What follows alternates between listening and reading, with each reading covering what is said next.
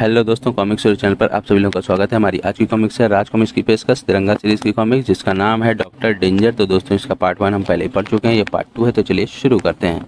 भीड़ इकट्ठी होती जा रही है, हम नित्य उनसे नहीं निपट पाएंगे, इसलिए अब गाड़ी नहीं रुकेगी। तूफानी गति से भागती हुआ जीप वहाँ से ओझल हो गई। इधर जिल्लू, छोड़ मेरे को। जिल्लू ने अभय को अपनी लातों पर रखकर दूर उछाला और फुर्ती से उठकर भाग खड़ा हुआ। भागेगा कहाँ, मैं पाताल तक तेरा पीछा नहीं छोड़ूंगा। अभय भी दौड़ पड़ा था उसके पीछे, और इसी बात ने जिल्लू के चेहरे पर हवाइयाँ उड़ा दी थीं।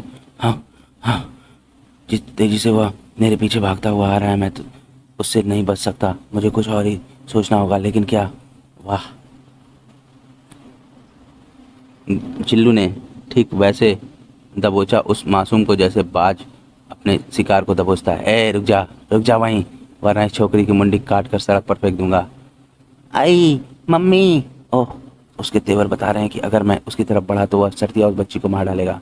अभय के रुकते ही और बढ़ गया चिल्लू का जिगरा। शाबाश, ठीक किया तूने, रुक कर। अब फटाफट पीछे मुड़ और भाग यहाँ से, जल्दी कर वरना।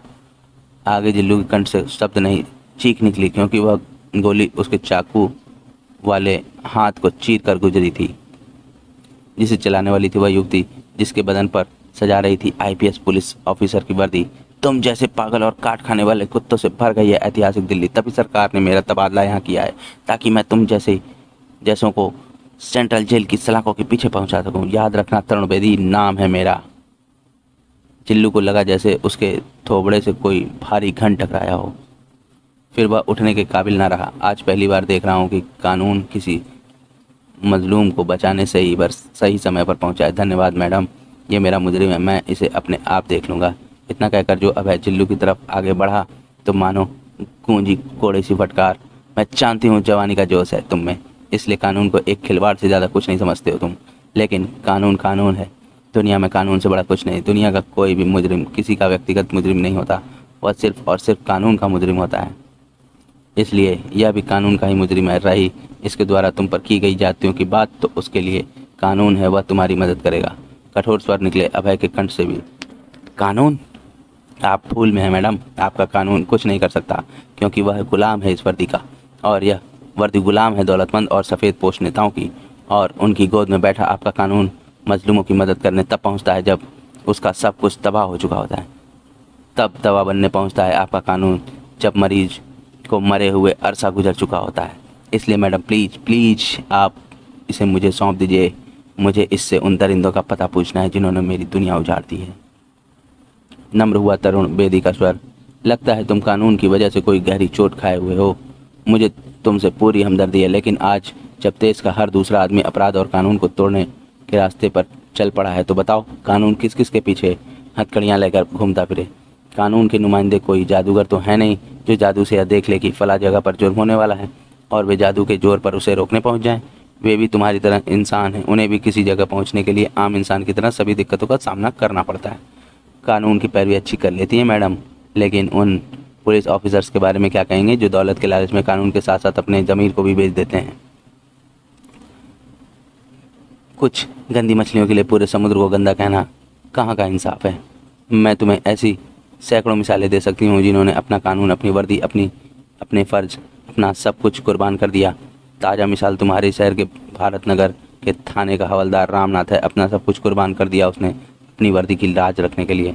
अब अभय कुछ कहने के लिए मुंह खोलता उससे पहले ही मैं इसे ले जा रही हूँ। विश्वास रखो, अगर यह तुम्हारे परिवार की बर्बादी के विषय में एक शब्द भी जानता होगा तो मैं इसके हलक में हाथ डालकर उसे उगलवा लूँगी।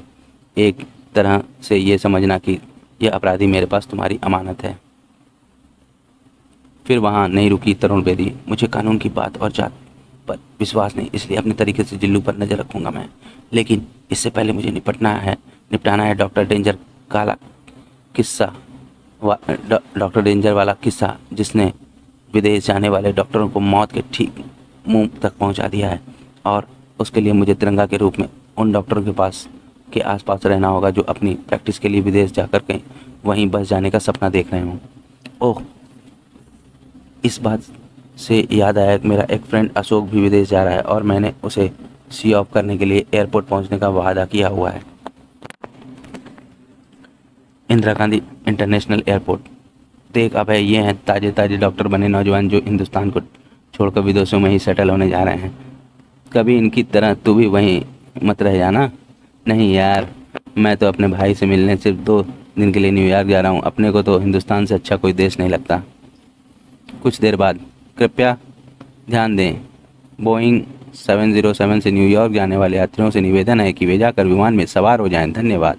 मैं चलता हूँ, लेकिन तू तब तक नहीं जाएगा जब तक मैं विमान में बैठकर उड़ ना जाऊँ। तू यहीं खड़े मुझे देखते रहना। ठीक है बाबा, अब तू जा तो सही। विमान में सवार होने के लिए सबसे पहले पहुंची उन नौजवानों की टोली को सीढ़ियों के पास चेकिंग के लिए रुक जाना पड़ा। ओह, तो आप सब मेडिकल प्रैक्टिस के लिए विदेश जा रहे हैं? Good, very good, best wishes to all. उस हॉस्टेस ने एक एक फूल उन नौजवानों के हाथ में रख दिए। इस बात से लॉबी में खड़े अभय का माथा ठनका। वह एयर हॉस्टेस विदेश जाने वाले उन नौजवानों को बधाई देने के लिए कुछ ज़्यादा ही उतावली हुई जा रही है। ओह माय गॉड, ऐसे चूंका अभय मानो एक साथ सैकड़ों बिच्छुओं ने उसे डंक मारा हो। यह बात मुझे पहले क्यों नहीं सूझी? एकाएक कहाँ भाग चला था अभय? इधर जाओ, तुम्हें इन फूलों की खुशबू हमेशा याद रहेगी। सचमुच सभी को इन फूलों की खुशबू हमेशा याद रह जाने वाली है, क्योंकि इन फूलों की खुशबू में बसे घातक बीमारी के जीवाणु इन्हें इतना बीमार कर देंगे कि बिस्तर से कई महीने तक कभी ना उठ सकें। क्यों, मैंने ठीक कहा ना? डॉक्टर डेंजर, जल्दी से अपने हाथों में थमे फूलों को दूर फेंक कर विमान में घुस जाओ, वरना तुम्हारी खैर नहीं। तिरंगा की सलाह पर खड़े नौजवानों ने तुरंत मानी। अब हाँ तो डॉक्टर डेंजर, अब मैं तुम्हें बता दूं कि मैं साय की तरह इनके पीछे लगा था। मैं जानता था कि तुम देर सवेरे इन्हें अपना निशाना जरूर बनाओगे, और तुमने ऐसा ही किया, और वो भी एयर हॉस्टेस के रूप में।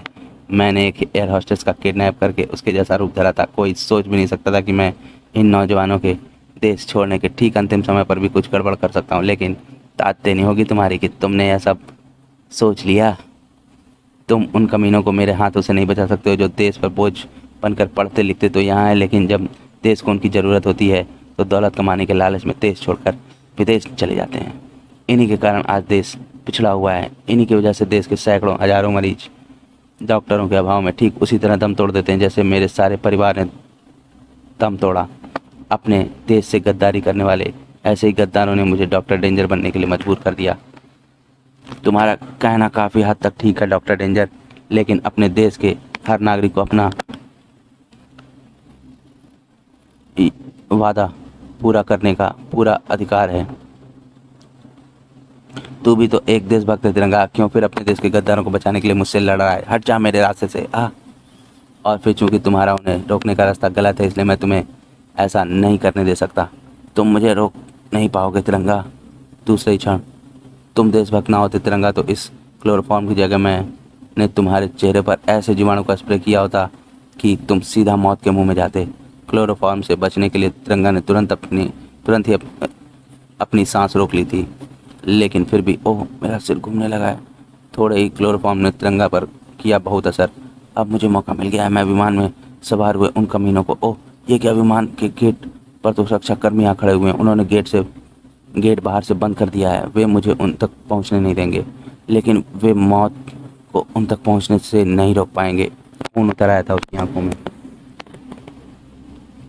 तोप से छूटे गोले सा भागकर कैटरिंग वैन में सवार हुआ। जाओ बाहर, और अब सब मरेंगे। कुछ क्षण बाद विमान की तरफ तेज गति से भागी कैटरिंग वैन। अब इस वैन को प्लेन से टकराने से कोई नहीं रोक सकता। घटना की गंभीरता को समझते हुए विमान के बंद दरवाजे पर खड़े सुरक्षाकर्मी चीखते हुए भाग खड़े हुए। वैन के प्लेन से टकराने से एक भयंकर विस्फोट होने वाला है, भागो भागो। सुरक्षाकर्मी की चीखों ने अपने आप को संभलते तिरंगा को चौंकाया तो उछल पड़ा हुआ।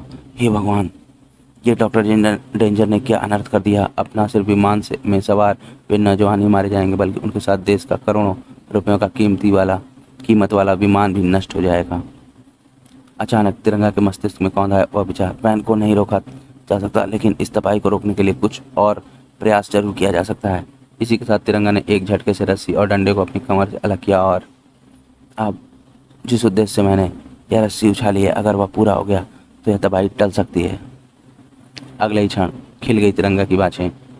मैं सफल रहा, अब किसी को कुछ नहीं होगा। फिर तिरंगा ने रस्सी को दिया एक तेज झटका और टल गई। इसी के साथ स्टीयरिंग घूमता चला गया और टल गई एक बहुत बड़ी दुर्घटना। जो वैन विमान से टकरानी थी वह उससे रगड़ खाती हुई उससे दूर पलटती चली गई। उफ, ठीक समय पर मैं एक बड़ी तबाही को टालने में सफल हुआ। अब मुझे देखना है डॉक्टर डेंजर की ओर। कहाँ गया वह? गूंजी डॉक्टर डेंजर की आवाज़। देश के लिए अपना सब कुछ कुर्बान करने का जज्बा रखने वाले तिरंगा, तुझे सलाम। देश का हर नौजवान तुझ जैसा हो तो हमारा देश दुनिया के हर देश से बढ़कर बन सकता है, लेकिन ऐसा शायद ही हो, क्योंकि हमारे देशवासियों का विदेशों के प्रति मोह कम नहीं होगा। और जब तक ऐसा होता रहेगा तब तक मैं भी चैन से नहीं बैठूंगा। विदेशों और विदेशी वस्तुओं से मोह रखने वालों को सबक सिखाने में आता रहूँगा। तुम भी सच्चे देशभक्त हो डॉक्टर डेंजर, लेकिन काश तुमने देशभक्ति का संदेश देने के लिए गलत रास्ता ना चुना होता। धीरे धीरे कॉप्टर आंखों से ओझल हो गया। फिर तिरंगा विमान का दरवाज़ा खोलकर विदेश जाने वाले डॉक्टरों तक पहुंचा। दोस्तों, मैं तुमसे यह तो नहीं कहूँगा कि तुम अपना इरादा त्याग कर रुक जाओ, लेकिन इतना ज़रूर कहूँगा कि पढ़ लिख कर विदेश में जाकर बस जाना सचमुच देश के प्रति गद्दारी है। तुम जैसे नौजवानों ने विदेश का मुँह नहीं छोड़ा तो जानते हो क्या होगा? भारत एक बार फिर विदेशियों का गुलाम बनकर रह जाएगा। मैं यह मानता हूँ कि भारत जैसे विशाल देश में विदेशों के मुकाबले सुविधा कम है। यहाँ दौलत कमाने के अवसर विदेशों से कम है, लेकिन क्या कम सुविधा और दौलत के लिए कोई अपनी माँ को छोड़कर चला जाता है? दौलत के लिए कोई अपनी मातृभूमि से गद्दारी कर सकता है? बोलिए, जवाब दीजिए। सभी ने तिरंगा के साथ बोलकर वह शपथ ली। अपनी ज़मीं, अपना वतन हमें जान से भी है प्यारा, सारे जहां से अच्छा हिंदुस्तान हमारा। दोस्तों, इन सभी को अपनी भूल का एहसास हो गया है। इन्हें अपनी मातृभूमि से गद्दारी करनी मंजूर नहीं, इसलिए ये विदेश जाकर काबिल बनने के बाद अपनी मातृभूमि की सेवा करने के लिए लौट कर आएंगे। लेकिन क्या आप आएंगे? समाप्त। तो दोस्तों, हमारी ये कॉमिक्स यहीं पर समाप्त होती है। आपको ये कॉमिक्स कैसी लगी हमें कमेंट सेक्शन में ज़रूर बताएं और हमारे चैनल को सब्सक्राइब करना ना भूलें। मिलते हैं अब अगली कॉमिक्स में, तब तक के लिए धन्यवाद।